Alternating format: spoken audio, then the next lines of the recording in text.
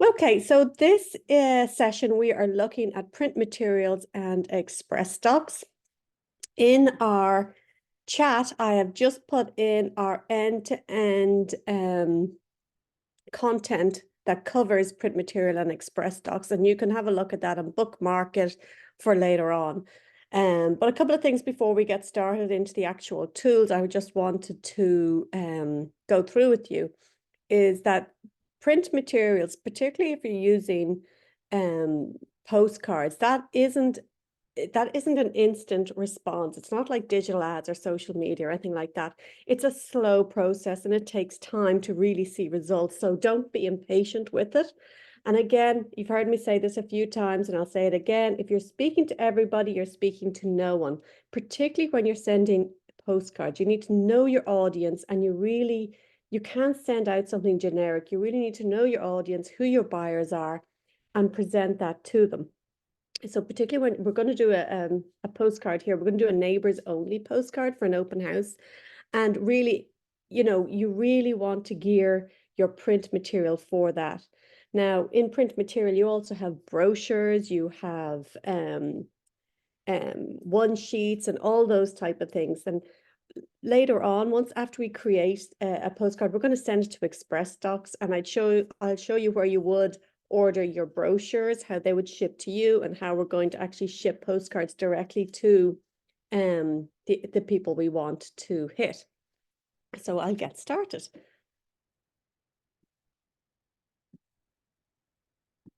Now, feel free to unmute yourselves and ask me any questions you want as we go along. And also, just remember to mute yourself again when you're finished. So I'm going to go to the Marketing Center and I'm going to go straight to print. Now, as you can see, there's so many options here in print. You've got your brochures, your postcards, your one sheets, also your listing presentations, and there's a lot more as you go forward. So ideally, you can use any of those, combination of those. I'm going to go straight to the postcard.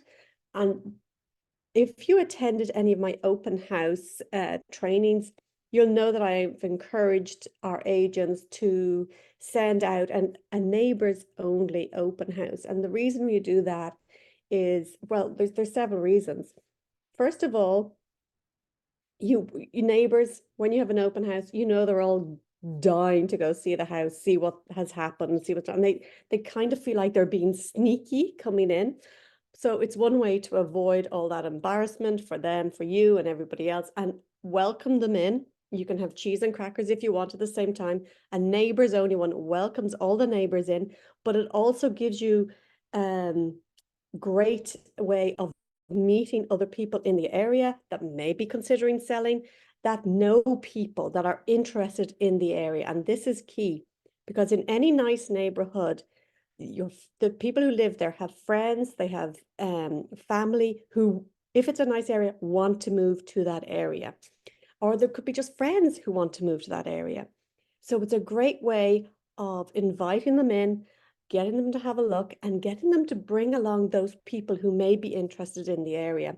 And the great thing you can do if you're having an open house, and you can do this even without sending a neighbor's open house, it gives you the opportunity to knock on doors. And I know it's something that people feel very awkward doing, and it's very old school, but it is a fantastic way to be remembered. So if you knock on those doors and say, hey, I'm having an open house for neighbors only. We know you know the area. We'd love to show you the house. Just come in, have a social chat, bring whoever you want. You're more than welcome to pop in. We're having it on this date. If you're not having a neighbor's open house, just knock on the door. Say, hey, you may have seen the postcard. We're having an open house. I just want to let you know there could be a lot of cars outside. I just want to give you a heads up. And it's starting the conversation that you can then talk to those people. Those people remember who you are. They remember who sold whose house, how long it took to sell, and what that agent was like. And people remember distant, snooty agents. And they remember the ones who knock on their door and have the courtesy to, connect and say, yeah, I understand this is your neighborhood and we're having an open house and that might cause you some inconvenience. Let me see how I can help you. Just a couple of ideas to throw out there for you. So if you want to do a neighbor only open house, just type in neighbor here and you'll see it comes up with loads and loads and loads of stuff. And in here, you see single listing neighbors. And the first thing I'm going to do is I'm going to rename it. Doesn't do anything except for myself, my own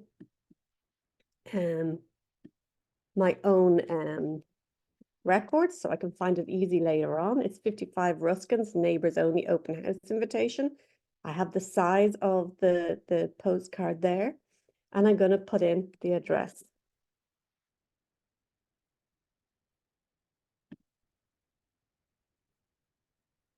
That actually was terminated, but I'm going to use it anyway. Okay, so the first thing you're going to see is a picture. And when it's a postcard, you have to use your best picture. So I'm going to have a look at the listing media and see what other photos we have for that.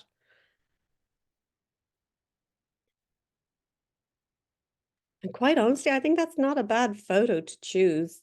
I mean, that is another nice one. I prefer that one. I'm going to use that one. I know some people are very tempted to use a postcard with several photos, and you can see on the layouts, we have ones like that. If you wanted to, you could go like this, just click on the layout, and it looks like I have to put back in the address again. It's funny. Oh, it's for several listings. That's not what I want. I'm going back to the original layout that I had, which is the one property, and I'm going back to this picture. And it seems to have totally thrown everything off, which is not ideal. So I'm going to do a couple of, if that happens, revert, just undo. So there's our photo. I'm quite happy with it. I personally prefer one nice photo than 3 jammed into the postcard. It's only my own preference. Everybody's different. So here we have the address, exclusive neighbor tour on Sunday. I'm going to say the 6th, December 16th. And remember, you need to send these out plenty of time in advance. And I'm going to do it 11 a.m. to 1:30. It's neighbors only. We don't have to do it too long. 2:30 p.m. And you see the way that's all going screwy all over there. So you just literally expand that a little to give you more space and fix your typos. And then we're good. So you can leave the listing neighborhood. You can leave 4-bed, 5-bath, everything else. Sorry, whatever the neighborhood is. I don't actually know this neighborhood, so I'm going to say it's Ruskin Way. Just pretend that's the neighborhood. You could put anything else you want in there. Anything at all. And on the back, then you just scroll down again. You're given lots of options on the back layout, and you can see them on the right, how you want that to look. And you can select from those if you prefer, but the fundamentals are going to be the same, so I'm not too worried about it.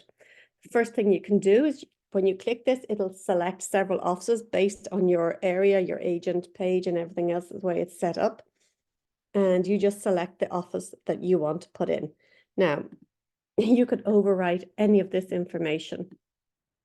So if you want to put in something different, there's nothing stopping you doing that. Now, the description comes in by default, which we all know is not helpful when it comes to a postcard because there's just way too much information. So what I'm going to do here is I'm going to highlight it all and just replace it with something I had prepared earlier. So you have to remember, who am I talking to? I'm talking to the neighbors at this stage. And come enjoy light refreshments in your neighbor's home, and feel free, I'm going to say rather than remember, feel free to bring a friend or family member. I look forward to meeting you.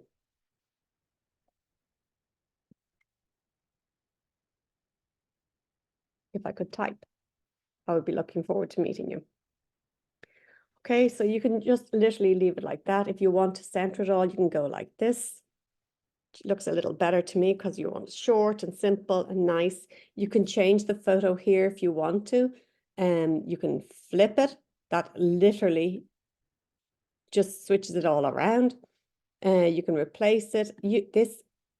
A little gadget here, you can turn it into a circle, which is actually an oval if you prefer, or this diagonal line, which I'm not going to use.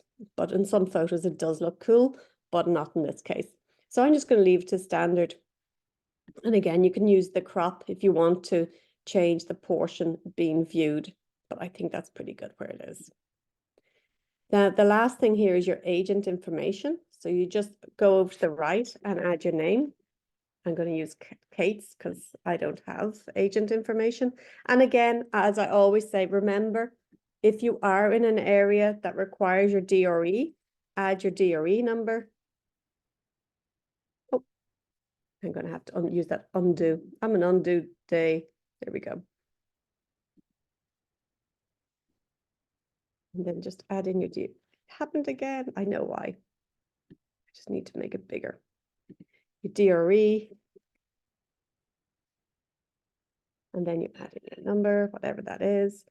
And you're good to go. And I'm going to just move that down a bit because I moved it up to cater for, and this is when you use the fill, right? When you're doing fiddly things like this and you're losing your mind, just click the fill on the right and it'll just be a bit bigger for you, make it easier to move things down.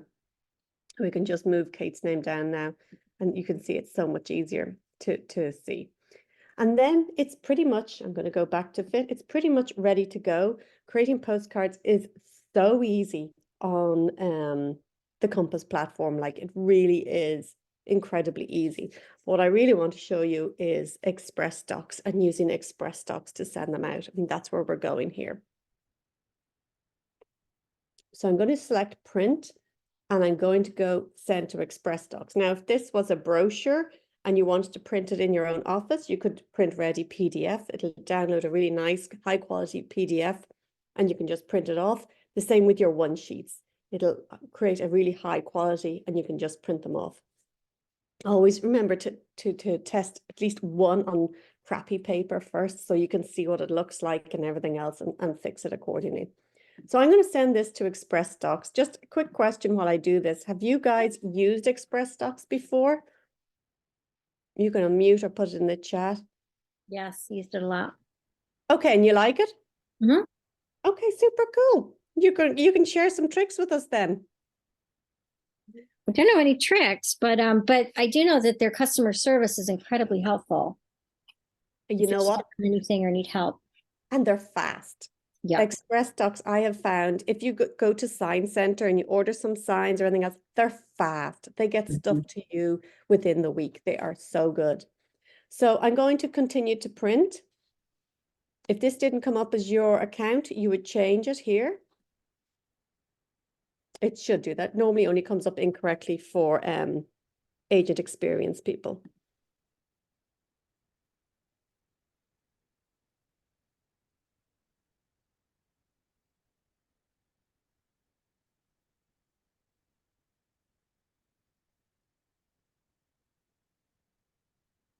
Wait a moment.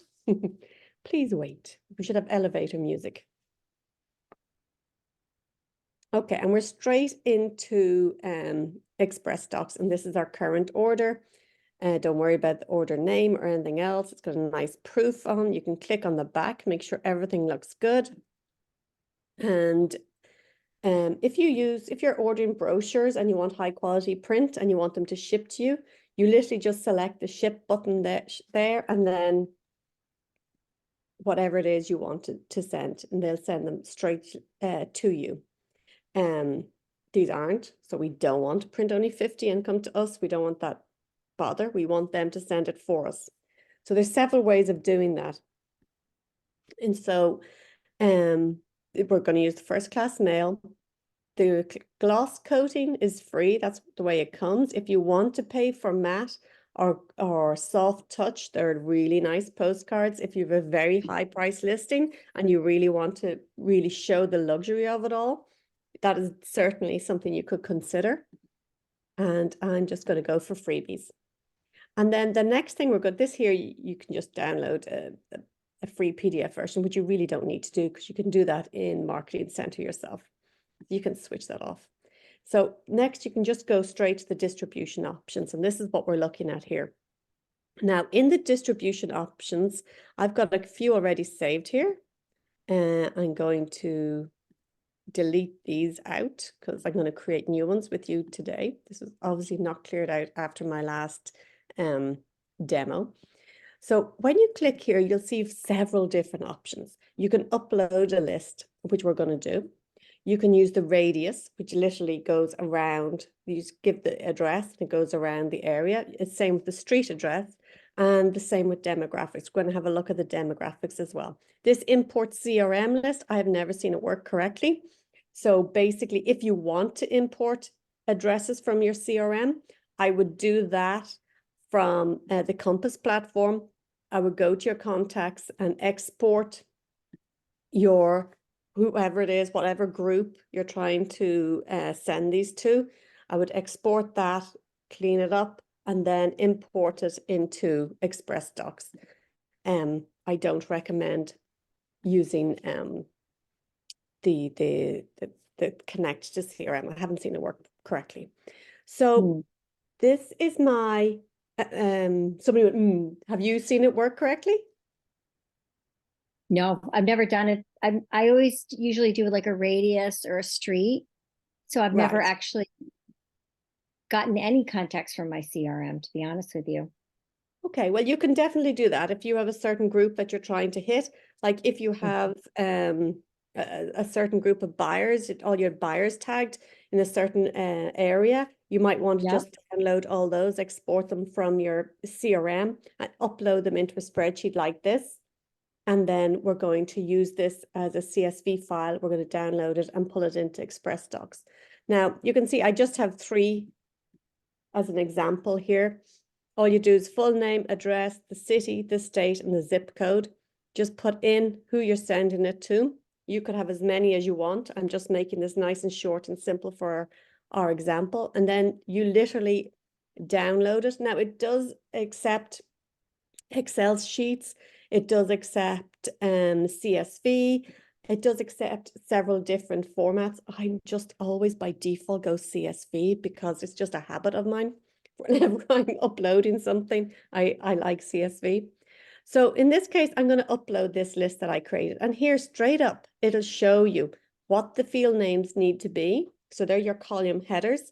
And then the types, the XLS, the TLT, tab, comma delimited, whatever it is, they say they'll accept, they'll accept. So right now I'm going to choose the file I just downloaded.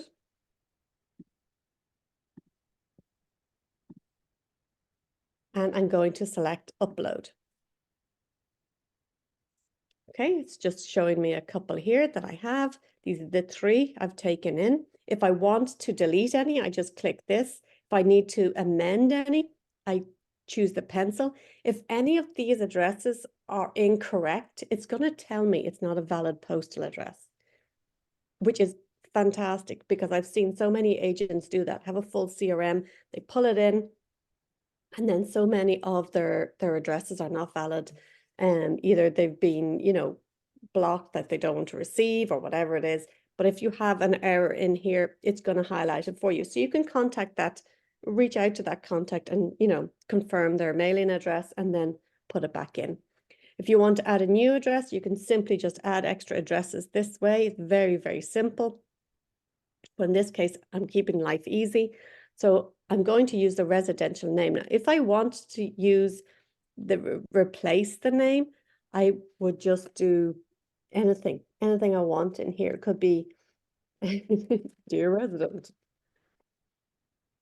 right? Or resident or owner or whatever.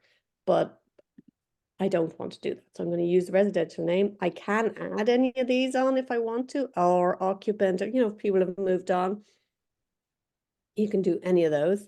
And then in this case, you have to agree to the terms because they're kind of saying, well, this is what you're agreeing to send to. So this is what we will send. Whether you have the names of people in here incorrectly is not on us. That's on you. So, and then you do create. And it's good 0, failed 1. Great. This is what I want to see. So there's 2 good and there's 1 incorrect. So if I go in here, I can see it's telling me Joan Crawford doesn't live at this address. So what I can do is I can go in here and I can do apartment B. Let's see if they'll accept that.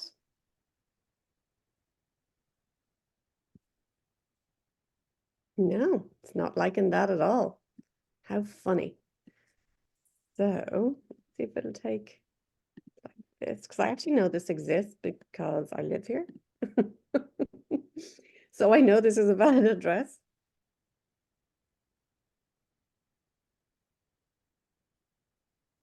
The street number is not valid.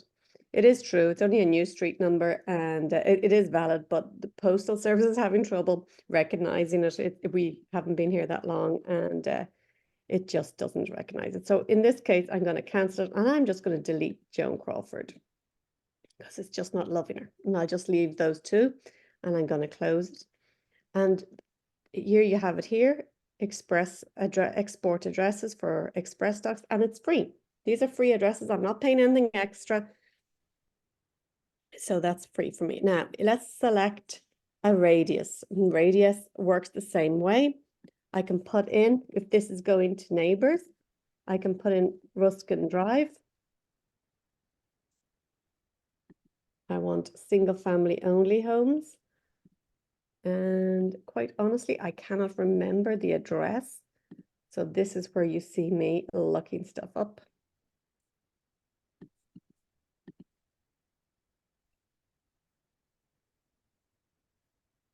Here it is here, Montgomery.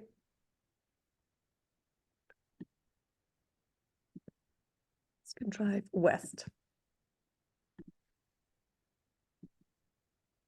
And sorry? I just yawned. Excuse me. Oh, that's okay. If you can just mute yourself until you need to. I apologize. Yes. No, it's no problem. So then you just say, when you're using a radius, you just say how many you want to look for, how many you want to hit. It could be 50, could be 25. It's going to search and it's going to find all these 50 addresses for us. Total number of street is 6 addresses. I'm going to go next. It's doing the same thing again. And I'm just going to call this one the radius.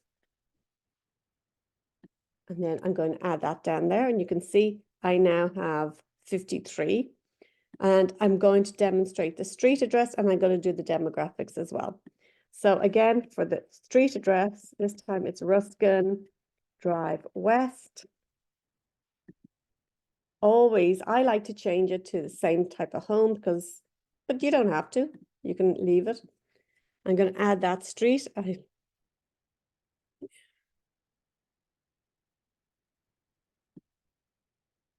Okay. And there's 93, 33 to 93. Oh, there's only a total of 10 addresses. So that's fine. That's all there is, 10 houses on that address. And I'm going to add that down. And I'm going to put down a street address. And I know I've got typos, but I'm not worrying about that. And so the last way I want to show you how to get addresses is with the demographics. And there's a lot of different options once you go in here, but don't be afraid to use them. So there's renter or owners, there's residential value list, there's the demographic, and there's estimated value list. Now remember, they're using public records for this. So they can only be as accurate as the public records are. Now, if I go into demographic, I can select the age group I want to look at. So if, for example, you don't want anybody under 50, if this is a high priced, I mean, who's to say if who has money and who doesn't have money? I personally wouldn't go for this using age as a demographic, but I can see why people would. If you don't want anybody under 30, and the same with the income, you can certainly change the income ranges. So you can only hit certain thresholds of family. In this one, you can have single family units or multi-family units or both. Again, the gender, you can hit only male or female. And again, if the residence value and the net worth, you can look at that. And then the owner or renter, you can hit only renters if you want to. Now, I think the length of residence is really, really good because that, you can really see, okay, I'm sending something out, pretend it's not for neighbors. I'm sending a listing out and I want to hit people who've been in their home, say 7 years. People often consider moving on after a certain period of time. You can check it for your market, what it is, but say it's 7 years. So I want anybody who's been in the home 7 years or longer. If they've just moved, they're not going to be interested unless it's a vacation rental that I'm trying to sell, and then they may be interested, right? So you have to think about what you're trying to sell them. And then I go next, and they're giving me, I'm going to do quantity around the house and the quantity around, oh, let's do the zip code. And I can put in several zip codes if I want, or I can just put in the one zip code, which is where the listing currently is. But you could have as many as you wish. You can mail to all addresses. Now, what I want to draw your attention to here is the single use and the multi-use. These are addresses you're paying for. Now, if you're going to use them a single use, they're one price, and multi-use is, funnily enough, slightly like $80 more. So I would, if you're going to use, if this is something you're going to use again and again, always choose the multi-use. And I'm going to select next. And you can, again, use residence name, add these below if you wish, or the list name. This list name is, I'm going to call it demographic, homeowners, more than 6 years.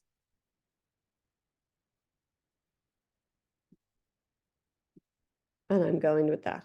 Now, look at all, I mean, obviously this is a ridiculous price, but look at all these different ways I have of selecting my addresses. And any of these I don't want to use, I just literally uncheck them or just untick them here. You don't have to delete them totally out because you want to keep them, especially if you've paid for them. And you don't pay for them till you come to the checkout. So you can just uncheck any of these you don't want to use. And literally the next thing to do is proceed to checkout. And that's it. That's when you put in your credit card. I don't have a credit card, so I am not putting that in. And this is an old one I had in there, so I'm going to remove that. I'm not going to put my credit card in. If Express Docs often give promo codes, I rarely find they work. If you do, use it, fantastic. And then again, if you're billing this to Compass, then you will use the corporate. Otherwise, you're going to have to add your new cards, and you're going to add your cards here. Now, why they leave this available corporate, I don't know. It could be that because I have a staff account that it's showing. I imagine on yours, it's not going to show that. I would imagine it's only because I have a staff. So that shouldn't appear on yours. It should only be charged to multiple cards.